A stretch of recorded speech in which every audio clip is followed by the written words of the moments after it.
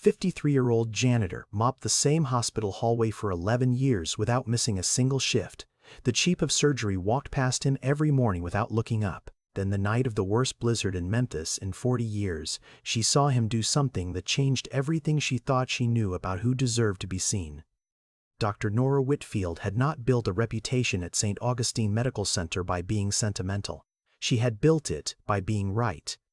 31 years in trauma surgery, 12 as chief, board certified in 2 specialties, published in journals that most physicians only read, never wrote for. She arrived at the hospital at 5:45 every morning in a black Audi that she parked in the same reserved spot, rode the same elevator to the same floor, and drank the same black coffee from the same corner of the same break room. She knew the names of every attending on her floor. She could cite mortality rates across 4 departments from memory. She did not know the name of the man who cleaned them. She had seen him, of course. You cannot walk the same corridor for 12 years and not see the person maintaining it. Tall, somewhere in his 50s, broad-shouldered in a way that suggested a different life before this one. Gray threading through close-cropped hair, a white uniform that was always pressed despite the nature of the work. He moved quietly. That was the thing she registered most. Not consciously, but the way you register background sound, the hum of an HVAC system, the beep of a monitor down the hall. He was simply part of the building. His name was Earl Duchamp. He was 53 years old. He had been mopping the 3rd-floor hallway of St. Augustine every weekday since the autumn his daughter turned 7, and she was 18 now and leaving for college in the fall, and the scholarship was almost enough, but not quite, and the gap between almost enough and enough was the specific number that woke Earl up at 3 in the morning and kept him there, staring at the ceiling fan doing math. The night of February 11th was not a night that Earl Duchamp had planned to be remembered. He was not thinking about legacy. He was thinking about whether the secondary mop bucket had been refilled and whether his left knee, which had been swelling since December, would hold for the 4 hours he had remaining on his shift. The blizzard had been forecasted. Memphis does not get blizzards. Memphis gets ice storms that close schools and knock out power and strand cars on overpasses, but not blizzards. This one was the exception. By 8 p.m., 6 inches had fallen. By 9, the emergency department had tripled its intake. By 10, Dr. turbled its intake. Nora Whitfield was still in the building, reviewing a critical post-op file in her office on the 4th floor when the lights went out. Not the whole hospital. The backup generators caught it in seconds, as they were designed to, but the 3rd-floor east corridor, where Earl was working, went dark for 11 seconds before the emergency lighting engaged. And in those 11 seconds, in the thin green glow of the exit sign at the end of the hall, Earl Duchamp heard a sound that did not belong. A child.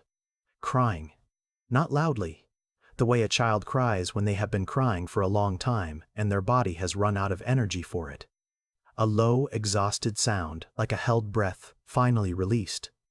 He found her behind the supply cart near room 312. A girl, maybe 4 years old. Dark curls, hospital gown that swamped her small body. No socks on the linoleum floor. She had wandered from her room 2 doors down while her mother was unconscious from a sedative and no one had noticed the latch was loose. She was not hurt. She was lost and cold, and the dark had frightened her. And she had sat down behind the cart and cried herself quiet. Earl knelt on his bad knee without hesitating. He didn't page the nurse's station immediately. He talked to her first. 3 sentences. What's your name? Are you hurt? Do you want me to pick you up? She said, Amara. She said, no. She said, no. She said, yes. He picked her up, wrapped his jacket around her, and held her against his chest with one arm while he used the other to press the call button on the wall panel. Then he stood there in the emergency lighting, a janitor holding a lost child in a blizzard, waiting for the nurses to come, making a sound low in his throat that was not quite a song, something between a hum and a word. The kind of sound that means you're safe in a register that children understand before they understand language. The nurses came in 40 seconds. They took Amara, who had fallen asleep against Earl's shoulder by then. They thanked him, efficiently, professionally, the way medical staff thank non-medical staff, a courtesy that acknowledges the action without quite acknowledging the person. Earl nodded. He picked up his mop. He went back to work. He did not report it. He did not tell anyone. He finished his shift, clocked out at 11:45, drove home on roads that were becoming dangerous, and made himself a bowl of oatmeal in a kitchen where a whiteboard on the refrigerator still had his daughter Brianna's college tuition math written in blue marker. The gap was $4,200. He had circled it twice. Nora Whitfield heard about the child the next morning from the charge nurse during rounds. Lost patient, pediatric ward, found by housekeeping, reunited with mother. The mother, who had a name and a diagnosis and a room number, was fine. The child was fine. The incident report had been filed. No harm, no liability, no further action required. Nora almost moved on. But something snagged. She asked the charge nurse which member of housekeeping. The charge nurse checked her notes. Earl something. She'd have to look it up. Nora said she'd find it herself. She pulled the incident report from the system. Earl Duchamp. 11 years of employment. No disciplinary notes. No commendations either. His personnel file was 3 pages, which was the length of a personnel file for someone the institution had never thought to look at closely. She stood at her desk for a moment after reading it. Then she went to find him. He was on the 3rd floor. Where else? It was 7:40 in the morning, and he was already there, the mop moving in the same even arc she had walked past without counting for 11 years. She came around the corner and stopped. He saw her and stopped too. He straightened slightly, not quite standing at attention, but the body's reflex when authority enters a space. His expression was neutral, not wary, not eager, just present. "Earl Duchamp," Nora said. "Yes, ma'am." "I'm Dr. Whitfield. I'm the chief of surgery." "I know who you are," he said, not with attitude, with the quiet, factual tone of someone who has been in a building long enough to know everyone in it, even the ones who do not know him. Nora found, to her minor irritation, that she did not know how to begin. She had delivered diagnoses that ended lives. She had told families things no family should have to hear, and found the words every time. But standing in a hospital corridor at 7:40 in the morning across from a man holding a mop, she stumbled. "What you did last night," she started. "I found a child," Earl said. "That's all." "That's not all." He looked at her for a moment. She was cold and she was scared. "I picked her up." Anybody would have. Nora thought about that, about whether it was true, about the number of people who had walked that corridor in the past 11 years, and whether any of them would have stopped, whether she would have stopped. "I'd like to buy you a cup of coffee," she said. The cafeteria was mostly empty at that hour. The breakfast rush hadn't started. They sat across from each other in a booth near the window that looked out over a parking lot still buried in snow, and Nora Whitfield, who was accustomed to leading every conversation she entered, found herself listening instead. Earl Duchamp had grown up in Baton Rouge. His mother cleaned houses. His father drove long-haul trucks until his back gave out, and then he drove them anyway, because the alternative was worse. Earl had played football in high school with the specific ambition of a scholarship, and the scholarship had come. And then, in the 3rd week of his freshman year at Louisiana State, a hit that looked routine on the field cracked 2 vertebrae, and the scholarship went with it. He was 19. He had no plan B because plan A had felt certain enough that plan B seemed like losing faith. He worked. That was the phrase he used. He worked. Not a list of jobs, not an explanation of the gap between who he was going to be and who he became. Just that. He worked. Restaurants, warehouses, a paint company in Shreveport, a logistics depot outside Jackson, and then Memphis, and then St. Juan. Augustin, where a supervisor named Curtis had given him a chance when Earl's background check came back with a 2-year-old misdemeanor for a bar fight he wasn't entirely at fault for, but was entirely present for. Curtis had hired him anyway. That was 11 years ago. Curtis had retired 6 years after that.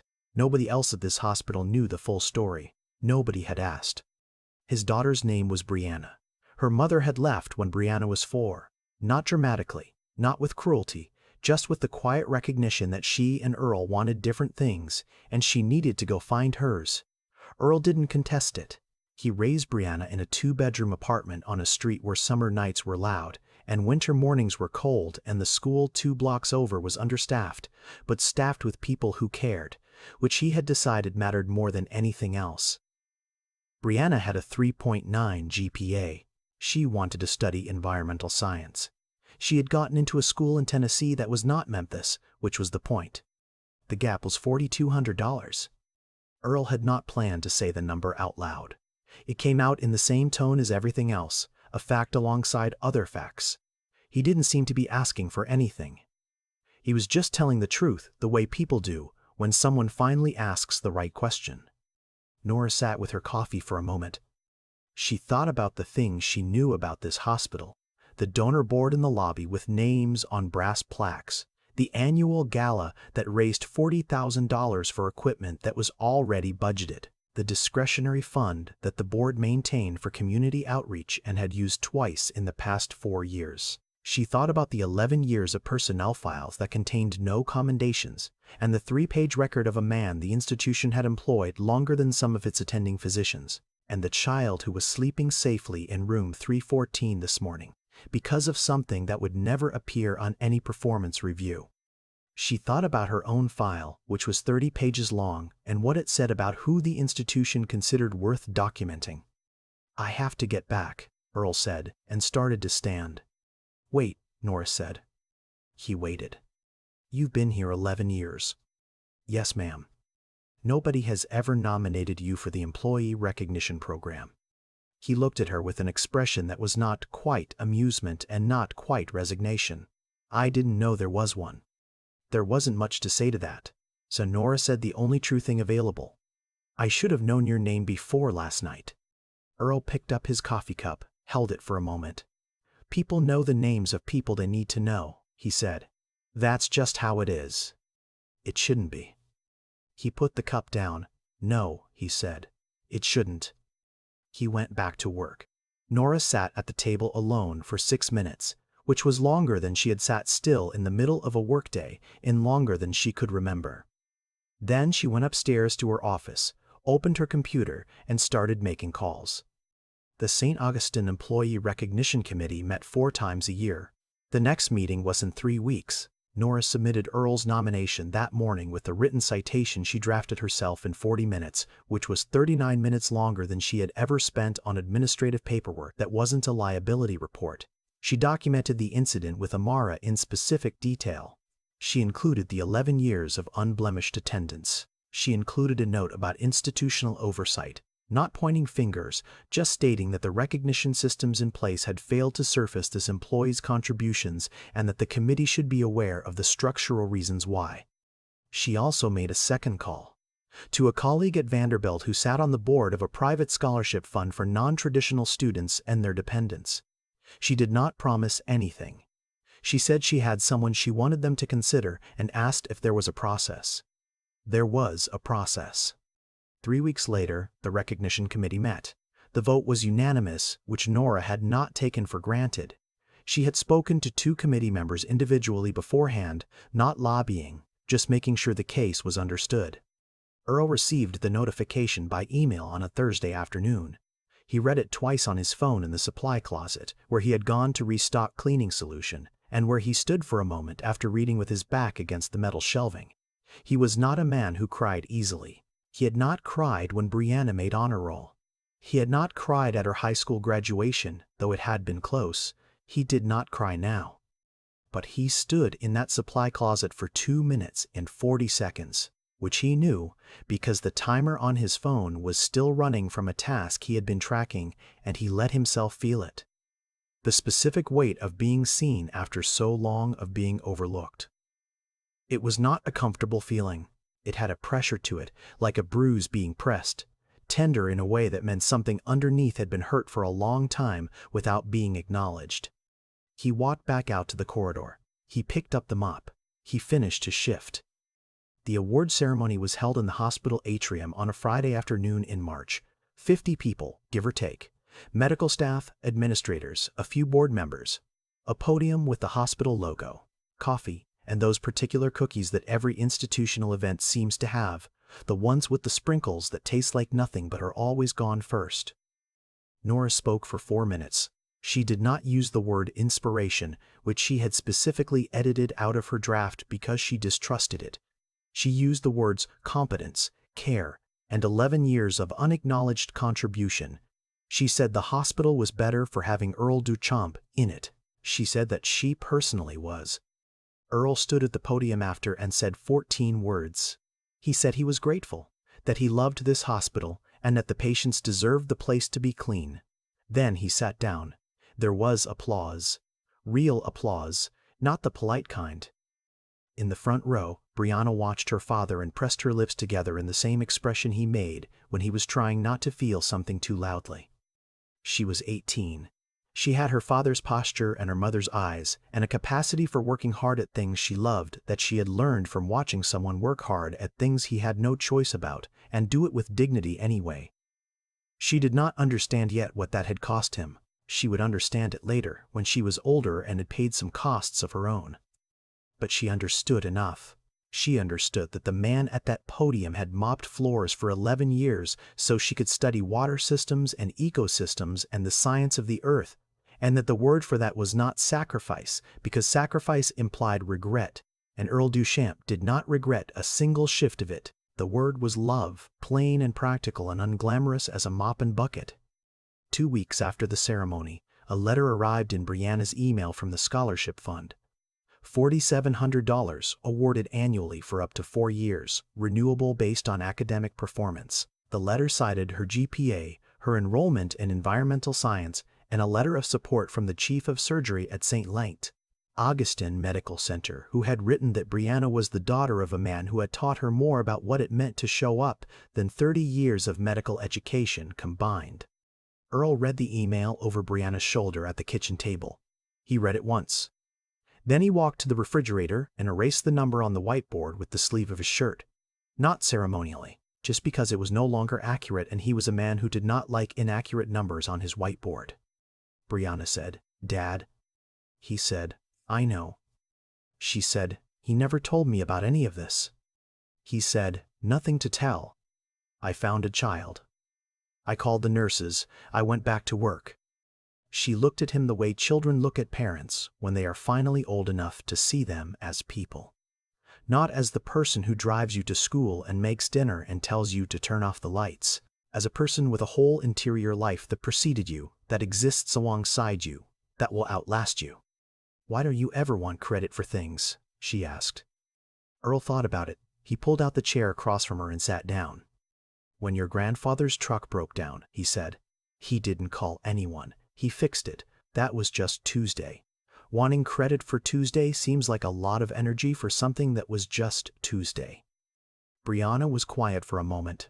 Finding that little girl wasn't just Tuesday. "No," Earl said. "That was Tuesday night." She laughed. He smiled. The refrigerator hummed. Outside, March was starting to feel like spring. At St. Augustine, things changed, though change in institutions is slow and particular and rarely announces itself. Nora Whitfield submitted a formal proposal to the board to restructure the employee recognition program to include all staff classifications, not just clinical and administrative. The proposal went through 2 rounds of revision and was approved in May. A working group was formed. Earl was invited to join it. He showed up to the first meeting in his work uniform because it was scheduled during his shift, and he hadn't been told he could change, and nobody said anything, and by the 3rd meeting it was simply understood that Earl attended in his uniform and that this was not a problem. The structural review of the recognition process revealed what Nora had suspected and what anyone paying attention might have seen. Housekeeping, food service, and facilities maintenance had received fewer than 4% of employee recognitions over the previous decade, despite comprising nearly 30% of the hospital's workforce. The committee did not use the word inequity in the first meeting. They used it by the 3rd. There was a man named Douglas Farber on the board who had been at St. Augustine for 19 years and who had, at the February meeting where Nora first raised the restructuring proposal, suggested that the recognition program was functioning as intended and that expanding it might dilute its significance. Douglas Farber was not a villain. He was a man who had spent 19 years not noticing that the program wasn't working, which is a different thing, but not, in Nora's estimation, a lesser one. Douglas Farber voted against the restructuring proposal. He was the only one. He did not lose his board seat over it. He attended the subsequent meetings. He did not mention it again. Earl was still on the third floor. He had been offered a supervisory position in facilities management, which would have meant a desk and a radio and a salary increase of roughly $9,000 a year. He had thought about it for 2 weeks. He turned it down. He told Nora at their second cafeteria coffee, which had become a monthly thing, irregular and unscheduled, the kind of thing that happens when 2 people who work in the same building realize they have more to say than one conversation holds. He told her he had thought about the desk and the radio, and had concluded that he was a person who needed to see the results of his work. He needed the floor to be clean because he had cleaned it. He needed the supply cart to be stocked because he had stocked it. He needed that specific relationship between effort and outcome, visible and immediate, and a desk would take that from him. Nora listened and said nothing for a moment. Then she said, "I spent 12 years in surgery before I became chief. I thought I wanted the position. I wanted to matter to the whole hospital instead of just the operating room." She paused. "I miss the operating room." Earl looked at her. "Do you still do surgeries?" "2 a week. I protected that when I took the role." "Good," Earl said. Nora smiled. It was not an expression her colleagues associated with her. On the first day of September, Earl drove Brianna to her university in a truck that he had kept running with the sustained attention of a man who cannot afford the alternative. The truck had 201,000 miles on it. It had made the trip from Memphis to Nashville without incident. Earl carried her boxes. He assembled her desk from a flat pack in 40 minutes, using the Swiss Army knife he kept on his keychain because it had been useful in 1,000 small ways over 20 years, and he saw no reason to stop carrying it now. When the room was done, and the boxes were broken down, and Brianna's roommate had arrived and been politely greeted and left alone to unpack, Earl stood in the doorway with his daughter. She said, "Thank you for everything." He said, "I did Tuesday, over and over, that's all." She said, "That's not all." He said, "Okay." She hugged him. He held on a few seconds longer than usual. Then he drove back to Memphis on the interstate as the sun went down behind him, red and wide over Tennessee. And he listened to a radio station that played classic soul until the signal faded, and then he drove in quiet, not sad, just quiet in the way you are quiet after something is complete. He was on the 3rd floor the next morning at 7:15. The mop moved in the same even arcs. The floor was wet, then dry. The corridor was empty, then full. He worked through the morning without stopping except to restock the cart at 10 and to hold the elevator for a woman pushing a wheelchair at 11:30, a thing he did automatically without being asked. In her office on the 4th floor, Nora Whitfield was on a call with a colleague about a new fellowship program she was trying to establish for first-generation medical students. She had been working on it for 4 months. It was not in her job description. She had decided not to care about that. Down the hall in room 314, a different patient occupied the bed where Amara had slept the night of the blizzard. Amara herself was home and fine and 4 years old, with no memory of a man who had picked her up in the dark and held her and made a sound that meant safe in a register that children understand before they understand words. Some things leave no trace in the people they save. They leave the trace in the person who did the saving, folded in somewhere permanent, informing what comes next. Earl Duchamp would not have described it that way. He would have said he found a child. He called the nurses. He went back to work. But that winter, when the nights were long and the whiteboard was clean and Brianna was 400 miles away, doing something with her life that meant his had mattered, he sat in the kitchen sometimes with his coffee and felt the particular quietness of a man who has carried something heavy for a very long time and has just, very recently, been allowed to put some of it down. Not all of it, some weight you keep because it is yours and because it has shaped you, and setting it down entirely would mean setting down the part of yourself that knows how to carry things. But some of it, the gap on the whiteboard, the $4,200, the number he had stared at on the ceiling at 3 in the morning, that part was gone. And in its place, just the quiet hum of a February night in Memphis, and a child who was cold, and a man who stopped. I keep thinking about that whiteboard. The one in Earl's kitchen with a number circled twice in blue marker. $4,200. Not a fortune, not even close. But the kind of number that sits on your chest at 3 in the morning and doesn't move. What strikes me isn't that the number got erased. It's what it took to erase it. Not luck. Not a miracle. A child wandered into a dark hallway, and a man with a bad knee stopped what he was doing and knelt down. That's it. That's the whole mechanism. Cause and effect, stripped of everything decorative. Earl didn't stop because someone was watching. He stopped because a child was cold and scared, and he was the person there. That's what I'd call doing right by something when there's no audience and no reward. It's one of the hardest things a person can actually do, and most of us don't realize we're being tested until it's already over. What I find myself sitting with is how long he carried things quietly. 11 years of showing up. Not once late, not once absent, not once asking to be seen. There's a kind of intelligence in that kind of work that we don't have language for, because we built most of our language around the jobs that come with titles. Earl could read a building the way a surgeon reads a patient. He knew which supply cart was running low before the system flagged it. He noticed a loose door latch in room 312 that nobody else had caught. That's not luck. That's 11 years of paying attention, which is its own form of mastery, even when nobody's documenting it. And then there's Brianna. 18 years old, 3.9 GPA, heading to study the systems of the earth. She didn't get there because things were easy. She got there because her father modeled something for her every single day without naming it. He didn't give speeches about hard work. He just went to work. He showed her that you can do something difficult and unglamorous and still do it with your whole self, and that there's a dignity in that which doesn't depend on anyone else recognizing it. That's the through line I keep coming back to. The things we do when no one is watching become the foundation of the things that matter most. Earl found Amara. Nora noticed. The scholarship came. Brianna went to college. The whiteboard got erased. Each thing followed from the one before it, not magically, but logically, the way water finds its level. The original act was small and quiet and happened in the dark. Everything else was just what grew from it.